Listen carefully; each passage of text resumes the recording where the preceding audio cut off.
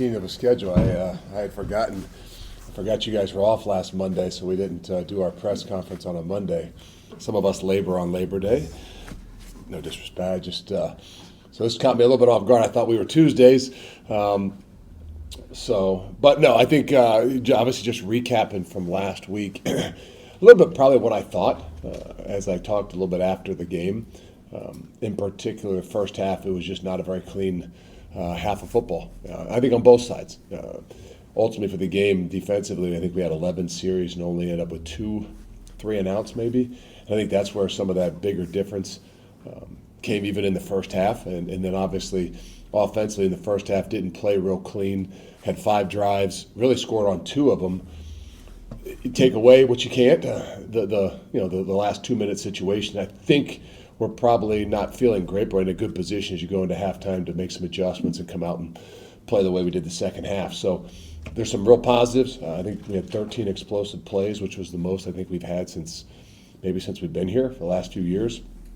And so we were able to get the ball, move the ball around, create some things, made some good adjustments, and did some things in the second half to make things, obviously roll a little bit more. And it's amazing how the momentum of things can happen. But as you go back and look at it, I think Danny did a really good job. I think we only had a few incompletions, and those in particular might have been things that were rushed and more open for him. But all in all, what we asked him to do, I think he did a really good job of, and was happy after evaluating the game film and watching and seeing the decisions he made, where he threw the football, how he threw the football. With the exception, like I said, to a few decisions on, they weren't bad. I mean, obviously the play right before half that ended up getting intercepted, but I think the only other ones that come up is maybe some of the bubble throws out there that you would probably not want to throw. Other than that, he actually played a pretty clean game for us. So that's exciting. That moving forward, I don't know a whole lot about Billy before you ask. It's a Monday. So we'll see as we continue to push forward in the week, but we'll get obviously prepared either way. Just a quick one on Billy. Is he doing more physically as you've gotten further away from the injury, or where's he kind of at in terms of what he can do? Yeah, I mean, he's throwing the ball around. He's here constantly getting treatments and things like that. I think it's going to be where he really feels as we get later towards the week, whether it's, we're going to have to protect Billy from himself. I know that at some point in time. I don't know when that is, but he's a guy that's, going to be prepared and always wants to go.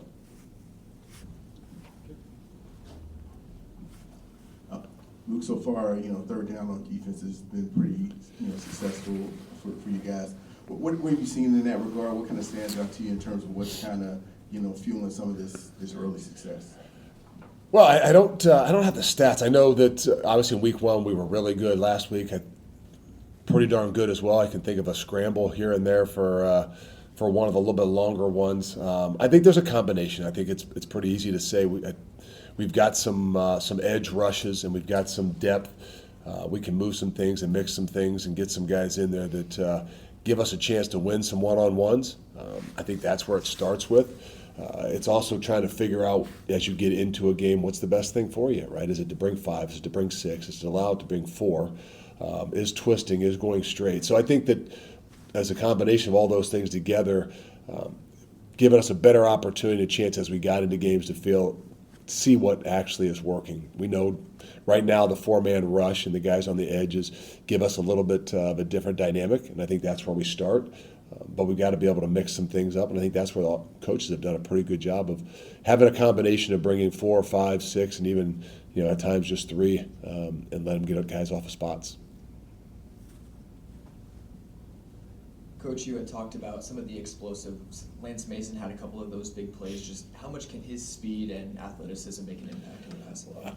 I think there's a combination of things there for Lance. I think obviously not just his ability to run. I think that his ability to get open. I think he won on some man-to-man coverage stuff. He obviously made a play down the field on a deep ball that was right there down to the 1 or 2 yard line. He had one out in the open space where almost probably breaks one to maybe take that thing a lot further. I just think that there's a combination of things that Lance gives us an opportunity to use. And it's not just speed, it's not just ability to catch. His versatility, I think, at least makes him a little bit more difficult to say, hey, this guy isn't just in there to catch balls. He's really kind of grown since he's walked in the door here. He's kind of a complete guy right now. And so he's every bit as part of the blocking in the run game, at the point of attack, on pulls and counters and kickouts, as well as he is, I think, down the field in the passing game as well. So I think the best thing he's brought is versatility to us. Yep, go ahead, Nick. Hey, Luke, I know it's still very early, but a little more time to just go back and look at the film. What stood out about really that entire right side, those young guys that I know are very close, Colin Cubberly, Emerson Mandel? Yeah. Where would you like to continue to see growth to? Oh, there's no doubt. I mean, we know that that's what excites you, right? I mean, when you've got some young guys, it's obviously nerve-wracking as well, and but it's exciting too to see those guys, because you know that there's going to be a growth every day, every week. Sometimes you gotta live with some of those things, but I think we saw enough in last week's game to say, hey, this is what the future looks like, and those guys and their ability to work together is going to be a really good thing. And so there's definitely some mistakes. I think that anytime you have some new guys in positions, I think there were some mistakes to the other side too, where you got two really veteran guys that just haven't played side by side a whole lot. So I think that's the unique thing about the offensive line. We talk about the defensive line and what do you like about what those guys is. It's the multiplicity. It's be able to move guys. The Darrell Peterson, they can play on the edge. He can play inside. He can play head up over the center. The thing about the offensive line is getting them into positions where they can get consistent. They can get a feel for one another. That's so much more about guys working in unison. And so, there was obviously some things we got to do a lot better on both sides of it. But I think for those young guys, there's just a lot of promise in the future of where we're headed. Jim, right? Luke, you asked about scheduling, non-conference scheduling last week, and you said you kind of got to do what's best for your team. Is the tricky part that answer might be different each year, right? Like sometimes you might. Yeah, I think that's where you just got to look at it, right? I mean, and the thing about it is you're not scheduled. This isn't, no basketball, but I think they can kind of, schedule a year out or even 6 to 8 months out from what I understand. That's not the case in football. So I think that, it's not an easy thing, but you got to look at it and say, hey, what's going to be best for us as a whole? We know this. The Big Ten is not like it's going to take a dip. I'm not saying that there couldn't be more teams in the Big Ten. Who knows? But I can assure you there's not going to be less. And we're not going to lose any of the power that is in here right now. And so I just think that everybody's going to have to figure this thing out. I think the good thing is you see both conferences going to where we are with 9 league games. I think it's going to allow for some more consistency. There's not going to be any mandates, I'm sure, as we've seen in college football. Every time you think there's going to be some rule put in place, like everybody has to play X amount, I think you really just got to make sure, hey, what's going to be the best fit for us as we continue to move and grow what it is that we're doing.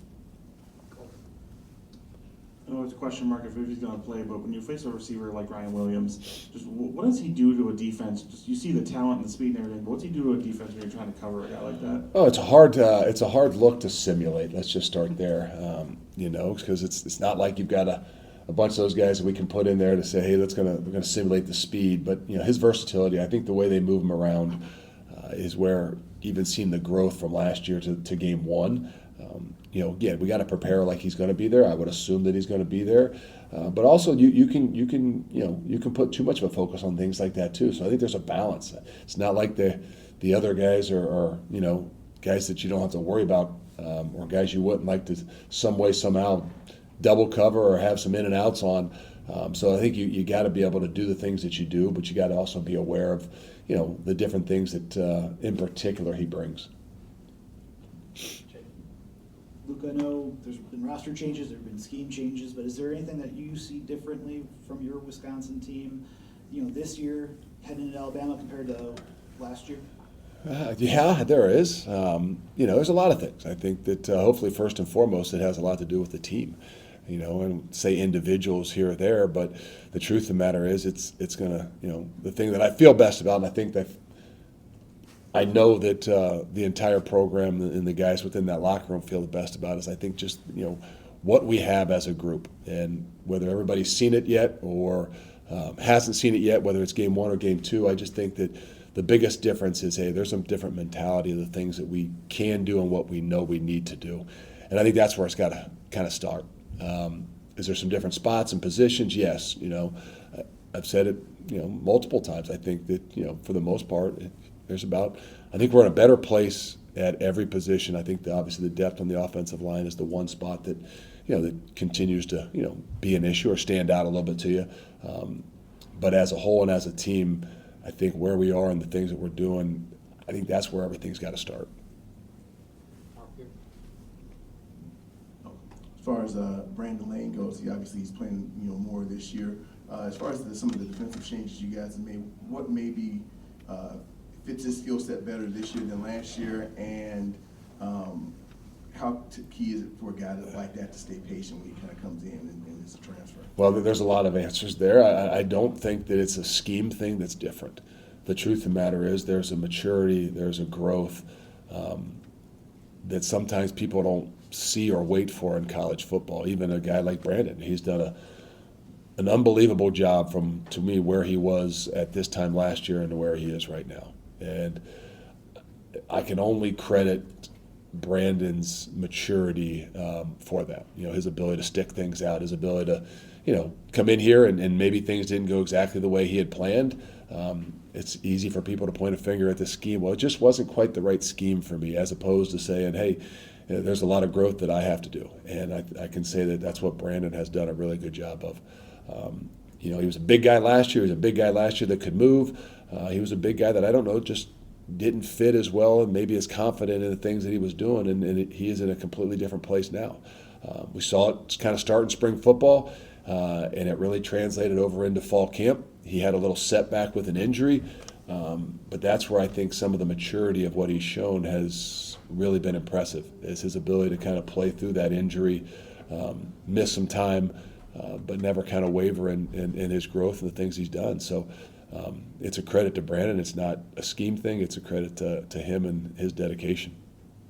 Carl. Coach, is there any update on Jake Renfro's status? And on top of that, how do you assess Kerry Kadanko's performance and areas of improvement if he needs to play again this week? Well, we don't know a whole lot about Jake. It's Monday, so we'll figure out some things as we get to Tuesday's practice. As for Kerry, I think we said it after the game. We know there were some issues. There's some things that stand out. Snaps are the very first thing. It was Kerry's first time really playing, first time starting for sure. Here's a 6-year guy that has been in the system, has been in the program, and I expect nothing but things to continue to get better for him. He actually battled a lot of injuries and missed a good amount of time, I think, in fall camp as well.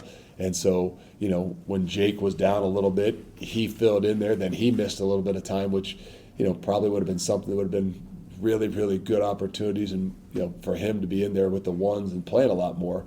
So he's had to take some of those steps here, in particular in this past game. So I expect nothing but a continued growth from Kerry.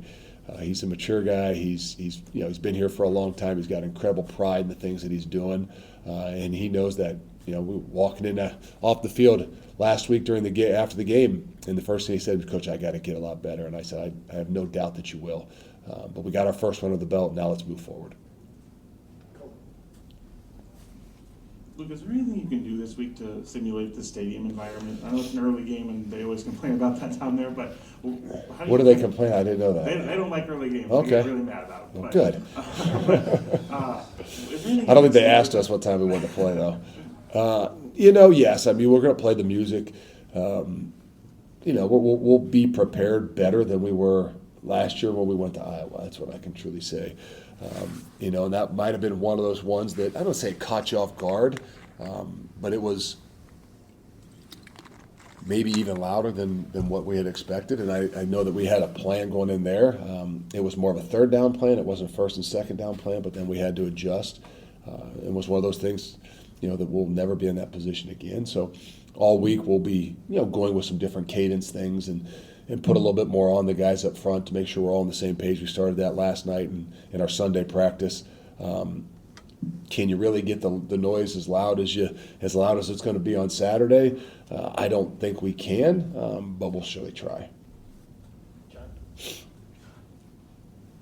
Obviously, a lot of talk about the redshirt freshman class after Saturday, today with the offensive line. Was there a point during this offseason where it felt like that class was maybe ready to take that next step? And how do you prepare them for something like this? Yeah, it's no. I don't know that there was any one thing that say this group of guys is ready. It's in some ways you might be saying they're thrown in there a little bit sooner than maybe they should, but that's how you grow up, and that's all part of taking your opportunities and running with them. I think we've all seen that here in the past, just in even in my time. I think back to Tanner Borelati. I wasn't here with him, but all of a sudden he's thrown in the mix. I heard as a very, very young guy that had no business being in there, and look what it did for him. And he left. He was able to leave early, and what he was prepared for. And so I think these guys are the same way. There's more of those guys that are thrown in the mix. It's not just the 2 offensive linemen that are starting. There's some defensive guys that have been thrown in the mix a lot too. Now they're not starters, whether it's Cairo on the outside or Cooper Catalano or Mason Post or some of those guys. Tommy Heiberger is a redshirt freshman. There's a lot of those guys that are right there in that position that, as a coach, no, you're sitting there saying, boy, I hope we can give them another 6 months or 6 games to grow up and mature, but you never know how that's going to happen. And those guys have got to be ready, and they will grow immensely. It's just some things that you got to be able to grow through together. And so we're seeing it a little bit more from those guys up front, but that's the exciting part about it. You're seeing guys grow and knowing what it's going to look like as we continue to push forward. Hey, Coach, still early in the week, but what's the excitement and preparation you feel and your team feels for hitting the road for the first time this year at a program like Alabama? Well, this is one of those ones that I know guys, had circled for many reasons, right? Obviously, the way things went last year, but also for the idea of look, there's nothing more that you want to do as a competitor than be in the biggest games and the biggest competition out there, and to go to Alabama to play in front of that crowd, to go down there to play, in the SEC country. I think that there's not a guy within our program that doesn't say that's one of the reasons why they're here. And so it's only Monday, and we haven't seen what that actually looks like as you go out to practice. But where last week, on a Monday and a Tuesday, there was a coach that was prodding guys and making sure they understood the urgency and the things that we had to be able to do every single day in practice. That won't be the case this week. So that's sometimes the thing about coaching. You got to recognize when you really got to get the prod out and when you got to kind of even step back and let these guys kind of be the leaders that they are and be the emotions that they are and have the week that they will. And so this is one of those ones, there's no doubt that these guys are going to be excited about. Coach, you mentioned in your post-game press conference that at the moment you didn't feel this team was ready for the big games or the gauntlet coming up on the schedule. What needs to happen, whether it be this week at practice or this week at Alabama, for you to feel that this team is ready for the rest of the schedule? Well, it doesn't matter how I feel. The truth of the matter is we got to get ready. And, all I can say is, from last week's performance, in particular in the first half, it just wasn't as clean as we needed to be for what we wanted. And I didn't say score more points. I didn't say get more stops. I didn't say get more turnovers. I just mean the fact of, hey, when we take the field, are we playing to the level at which we want to play and executing to the level at which we want to play? And that's where that whole idea of that mid-season form we wanted to be able to see. And we saw some things of that in game one. I don't know that we saw quite what we're talking about in game two.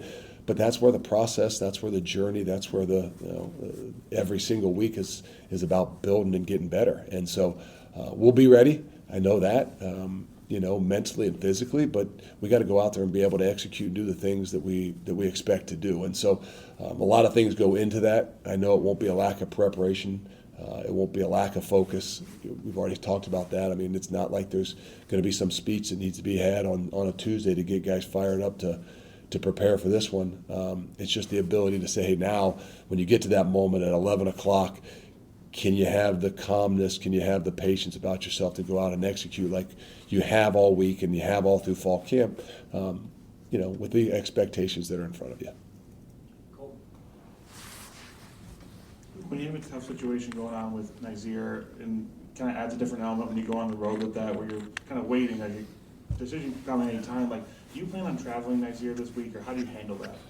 I'm probably going to steer clear of commenting or saying a whole lot on that, just to keep my opinions and some of the things to myself. So I'll just tell you this: it's I feel really bad for the kid. I can't handle it emotionally to talk about it. I don't know how he is handling it, and we'll just leave it at that.